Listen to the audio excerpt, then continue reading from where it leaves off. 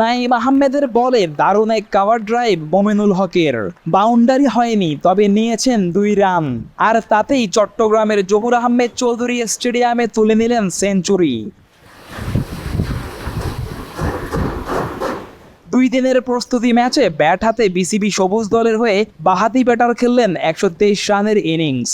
আগামী মাসে পাকিস্তান সফরের আগে সাবেক টাইগার কাপ্তান বার্তা দিলেন তিনি প্রস্তুত। পাকিস্তান সফরে 2টি টেস্ট খেলবে বাংলাদেশ দল। তার আগে চট্টগ্রামে চলছে নিজেদের মধ্যে ভাগ হয়ে 2 দিনের প্রস্তুতি ম্যাচ।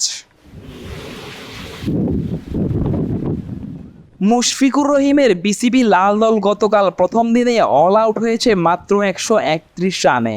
দলের পক্ষে সর্বোচ্চ 50 রান আসে মুশফিকের ব্যাটে। জবাবে বিসিবি সবুজ দল 4 উইকেটে 146 রান তুলে দিন শেষ করে।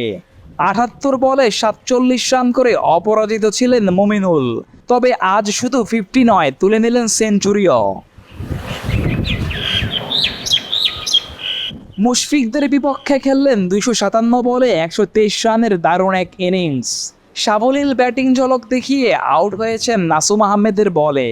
সেঞ্চুরি করা মুমিনুলের ব্যাট নিয়ে পানির বিরতিতে শ্যাডো ব্যাটিং করেছেন প্রতিপক্ষের মুশফিক। নিজের ইনিংসে খুব বেশি ঝুঁকি নেননি মুমিনুল। দেখে শুনে খেলার পথে নিজের জোনে বল পেলে হাঁকিয়েছেন বাউন্ডারি লাইনের বাইরে দাঁড়িয়ে তার ব্যাটিং দেখছিলেন লিটন দাস, রিশাদ হোসেনরা। লিটন রিশাদরা এই ম্যাচে না খেললেও নিজেদের ঝালিয়ে নিতে আছেন চট্টগ্রামে বাংলাদেশ টাইগার্সের ক্যাম্পে। তবে 22 গজের সেরা প্রস্তুতিটা সেরে নিচ্ছেন মুশফিক মুমিনুলরা। মুমিনুলের সেঞ্চুরিতে তার দল বিসিবি সবুজও পেয়েছে বড় সংগ্রহ। সব ছাপিয়ে পাকিস্তান সফরেও এমন ব্যাটিং ঝলকই দেখতে চাইবে টাইগার সমর্থকরা। Najmul Tarek, Daily cricket.